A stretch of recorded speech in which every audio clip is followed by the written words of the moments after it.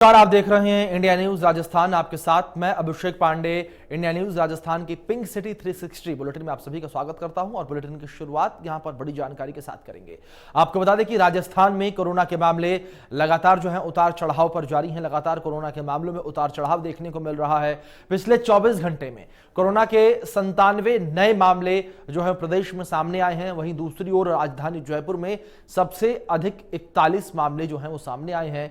एक दिन में कोरोना से 75 मरीज ठीक हुए हैं और प्रदेश में अब एक्टिव कोरोना मरीजों की संख्या 880 पर पहुंच चुकी है।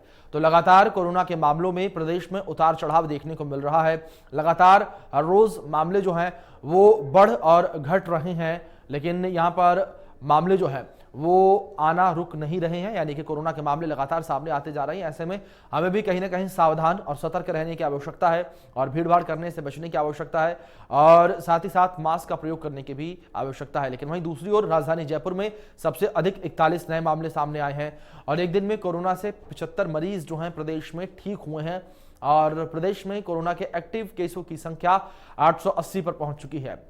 ये बड़ी जानकारी आपको दे रहे हैं जो इस बीच सामने आ रही है। राजस्थान में कोरोना के मामलों में उतार चढ़ाव लगातार जारी है। पिछले 24 घंटे में कोरोना वायरस के 97 नए केस जो हैं वो सामने आए हैं। राजधानी जयपुर में सबसे अधिक 41 केस जो हैं वो मिले हैं। बड़ी अपडेट, बड़ी जानकारी आपको दे रहे हैं। एक दिन में कोरोना से 75 मरीज जो हैं वो रिकवर हुए हैं और प्रदेश में अब 880 एक्टिव कोरोना केस जो है मौजूद हैं।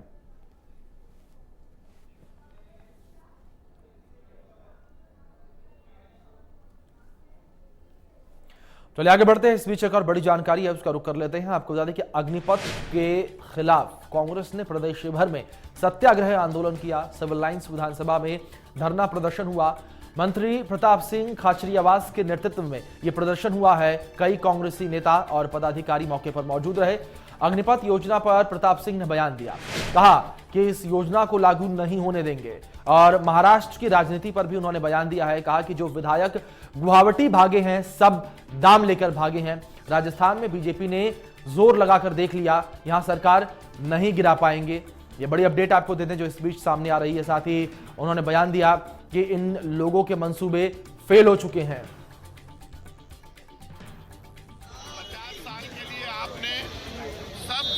हवाई अड्डे दे दिए अडानी जी को। 50 साल के लिए तो आप एयरपोर्ट दे रहे हैं और 4 साल के लिए नौकरी दे रहे हैं। विधानसभा और लोकसभा का चुनाव होता है 5 साल के। एमएलए एमपी को पेंशन मिलती है, लेकिन अब जवान को पेंशन नहीं मिलेगी। मुझे आप ये बता दो, 15 साल के बाद, आज 15 साल की नौकरी के बाद जब जवान घर पर वापस आता है, भारत सरकार उसको ही नौकरी नहीं दे पा रही, तो आप उनको कहाँ से दोगे? 6 महीने की ट्रेनिंग, 3.5 साल की नौकरी, ये देश के साथ धोखा है। 25 लाख करोड़ रुपए पेट्रोल डीजल पर पहली बार इस सरकार ने कमाए आजादी के बाद एक्साइज ड्यूटी लगा। ये पाप बुरा है। लड़ेंगे, मरेंगे, आर पार का संघर्ष करेंगे। देश में चाहे लाठी चले चाहे गोली चले, कांग्रेस का एक एक कार्यकर्ता मुकाबला करेगा। अग्निपथ योजना लागू नहीं होने देंगे। चलिए आगे बढ़ते हैं और बता दें कि प्रदेश भर में कांग्रेस पार्टी अग्निपथ योजना को लेकर विरोध प्रदर्शन कर रही है। इस दौरान कांग्रेस नेताओं के द्वारा किए जा रहे विरोध प्रदर्शन को लेकर भाजपा नेता रामलाल शर्मा का बयान सामने आया। उन्होंने कहा है कि राजस्थान में बहुत से युवा इस योजना को लेकर आश्वस्त हैं। युवाओं का कहना है कि यह योजना उनके भविष्य को संवारने वाली योजना है। उन्होंने कहा कि झुंझुनू में मुट्ठी भर कांग्रेस कार्यकर्ता विरोध प्रदर्शन में मौजूद रहे। वहीं युवाओं ने योजना के पक्ष में नारे भी लगाए। शर्मा ने कहा कि कांग्रेस के अंदर बौखलाहट है। कांग्रेस के कार्यकर्ता ही इस प्रदर्शन में कांग्रेस के साथ नहीं दे रहे हैं। अग्निपथ योजना वापस होने, राजस्थान के अंदर अग्निपथ योजना को लेकर संपूर्ण प्रदेश के अंदर कांग्रेस ने उपखंड स्तर के ऊपर धरना देने का काम किया, सत्याग्रह करने का काम किया और ये कह रहे हैं कि मोदी जी को इस योजना को वापस लेना चाहिए। लेकिन राजस्थान के अंदर ही बहुत से युवा इस बात को लेकर आक्रोशित है कि एक हमारे भविष्य को संभालने वाली योजना आई है और उस योजना का भी कांग्रेस विरोध क्यों कर रही है। और इसी तरीके का दृश्य झुंझुनू जिले के अंदर देखने के लिए आया कि मुट्ठी भर कांग्रेस के कार्यकर्ता, जनता इनके साथ बिल्कुल नहीं है, मुट्ठी भर कांग्रेस के कार्यकर्ताओं ने जब धरना दे इस बात को लेकर दे रहे थे, विरोध इस बात को लेकर प्रदर्शित कर रहे थे कि अग्निपथ योजना वापस होनी चाहिए, तो कुछ युवा साथियों ने वहां पर अग्निपथ योजना के पक्ष में नारे लगाए। तो वहीं कांग्रेस अग्निपथ योजना को लेकर देश भर में विरोध प्रदर्शन कर रही है। इस दौरान कांग्रेस के कार्यकर्ता कलेक्ट्रेट पर अग्निपथ योजना के विरोध में दिखे और जहां पर एक युवक की पिटाई का मामला भी सामने आया। मौके पर पहुंची पुलिस ने युवक को हटाकर मामला शांत करवाया। दरअसल मिली जानकारी के अनुसार बताया जा रहा है कि युवक मंदबुद्धि है और उसने कार्यक्रम के दौरान भाजपा जिंदाबाद के नारे लगा दिए। इससे आक्रोशित लोगों ने युवक की पिटाई कर दी।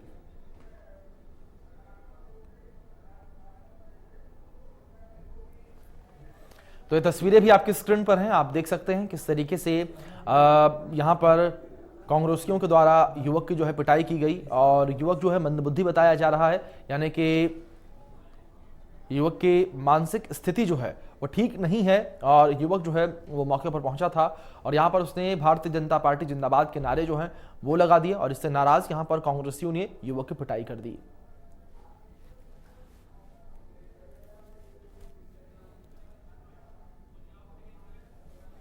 तो वहीं अखिल राजस्थान महिला एवं बाल विकास कर्मचारी संघ आंदोलन की राह पर उतर गए हैं। इस दौरान महिला एवं बाल विकास कर्मचारी संघ की तरफ से एक आयोजन किया गया। बैठक में विभिन्न मुद्दों पर चर्चा की गई और कार्यक्रम के दौरान संघ की प्रदेशाध्यक्ष मधुबाला शर्मा ने कहा कि कल आशा सहयोगियों ने और उनके साथ विभिन्न मांगों को लेकर प्रशासन के साथ बैठक की जाएगी। उन्होंने बताया कि राष्ट्रीय शिक्षा नीति में आशा सहयोगिनों को रखना और आशा सहयोगिनियों की श्रेणी बनाने के साथ ही रिटायर होने पर ग्रेजुएटी का लाभ देने की मांग की जाएगी और उन्होंने बताया कि अगर मांगे पूरी नहीं होती तो प्रदेश भर की आशा सहयोगिनियों को 6 जुलाई से हड़ताल पर रहेंगी।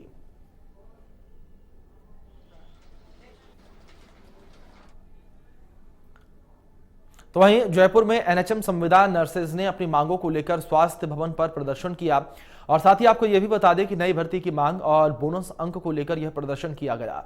नर्सिंग कर्मियों ने बताया कि साल 2016 में एनएचएम के तहत करीब 3000 नर्सिंग कर्मियों को संविदा पर लगाया गया था और उसके बाद से ही संविदा कर्मियों को 7,900 रुपए का अल्प वेतन दिया जा रहा है। संविदा पर लगे हुए नर्सिंग कर्मी वेतन 26,500 रुपए करवाने की मांग को लेकर संघर्ष कर रहे हैं।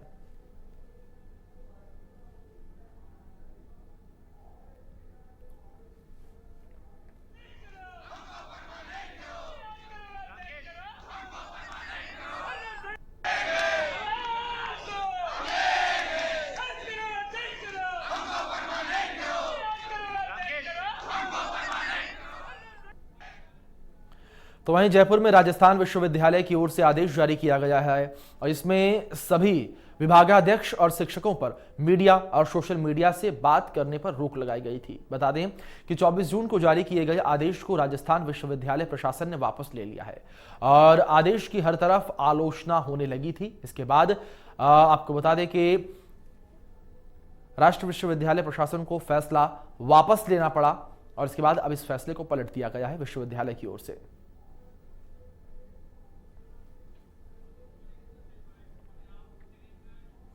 तो वहीं जयपुर के माउंट रोड शंकर नगर में प्रतिभा सम्मान समारोह कार्यक्रम का आयोजन किया गया। कार्यक्रम में माध्यमिक शिक्षा बोर्ड के अच्छे अंक लाने वाले विद्यार्थियों का सम्मान किया गया।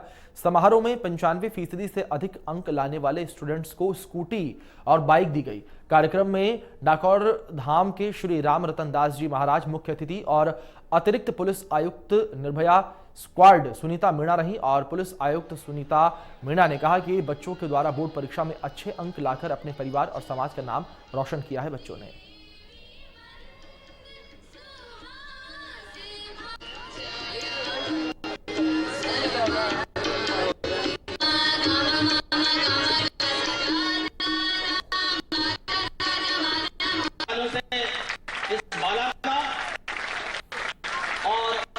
इनके माता पिता का जोरदार तालियों से अभिनंदन। चलिए खबर जयपुर से, जहां पर एक राष्ट्रव्यापी प्रश्नोत्तरी प्रतियोगिता का आयोजन हुआ और बता दें कि राष्ट्रीय सांख्यिकी कार्यालय फील्ड ऑपरेशन डिवीजन ने विश्वविद्यालय और महाविद्यालय के छात्रों को शामिल किया। इस दौरान प्रतियोगिता में आधिकारिक सांख्यिकी, भारतीय अर्थव्यवस्था और सरकार की नीतियों पर चर्चा की गई। कार्यक्रम में आधिकारिक आंकड़ों के बारे में जागरूकता को बढ़ाने पर चर्चा की गई। इस दौरान सभी ने छात्रों की भागीदारी को प्रोत्साहित किया और भाग लेने वाले छात्रों को प्रमाण पत्र दिया गया। साथ ही प्रथम पुरस्कार जीतने वाले को 5,000 रुपए और दूसरे नंबर पर आने वाले को 3,000 रुपए और तीसरा पुरस्कार जीतने वाले को 2,000 रुपए दिए गए। साथ ही प्रथम आने वाली टीम को शील्ड भी प्रदान की गई।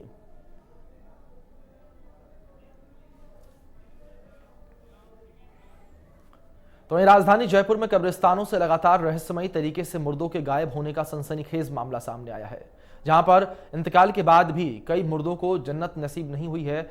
यही नहीं, जैसे ही इंतकाल होता है और उसे कब्रिस्तान में दफनाया जाता है, लेकिन उसके कुछ देर बाद मुर्दे का शव एकाएक गायब हो जाता है। सबसे बड़ी बात यहां पर यह है कि इसमें सबसे ज्यादा छोटे बच्चे के शव गायब हो रहे हैं और इनके शवों को इलाके के आवारा कुत्ते निकाल रहे हैं और बाद में वो उनका शिकार करते हैं।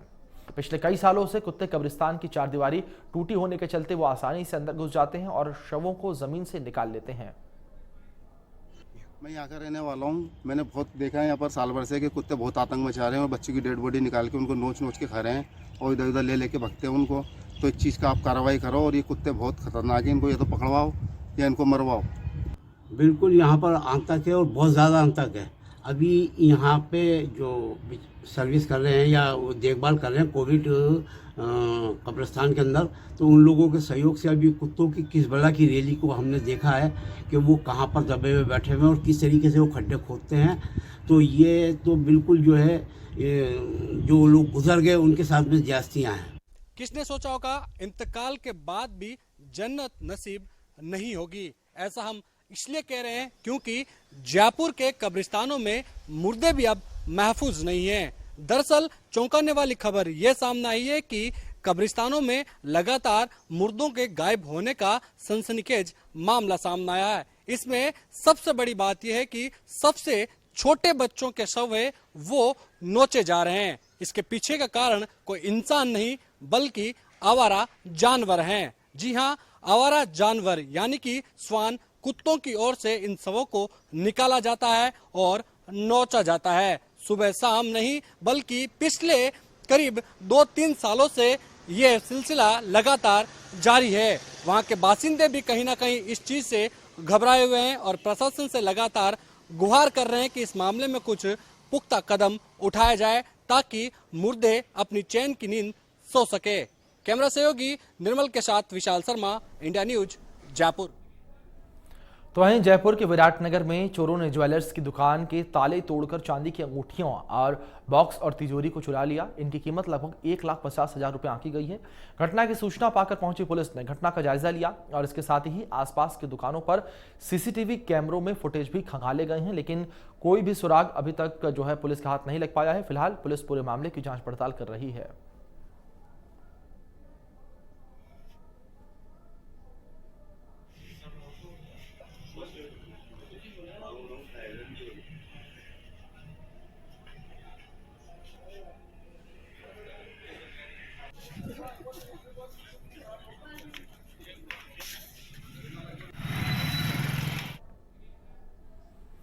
जयपुर में कोविड मृतक कर्मियों के आश्रितों को सहायता राशि उपलब्ध करवाने के संबंध में सचिवालय में समीक्षा बैठक का आयोजन किया गया। बैठक के दौरान चिकित्सा एवं स्वास्थ्य विभाग के शासन सचिव डॉक्टर पृथ्वी ने संबंधित विभागों के अधिकारियों को निर्देशित करते हुए कहा कि मृतकों के आश्रितों को सहायता राशि दिलवाने के बकाया मामलों में सहानुभूतिपूर्वक विचार करें।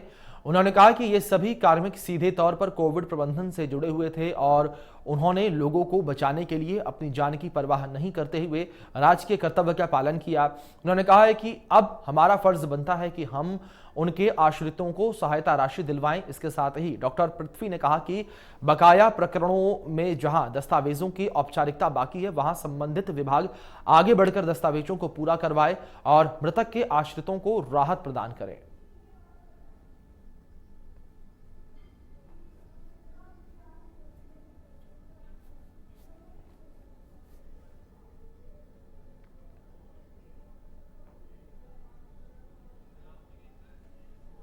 चलिए यहां पर रुक रहे हैं छोटे से ब्रेक के लिए। ब्रेक के उस पार भी खबरों का सिलसिला जारी रहेगा।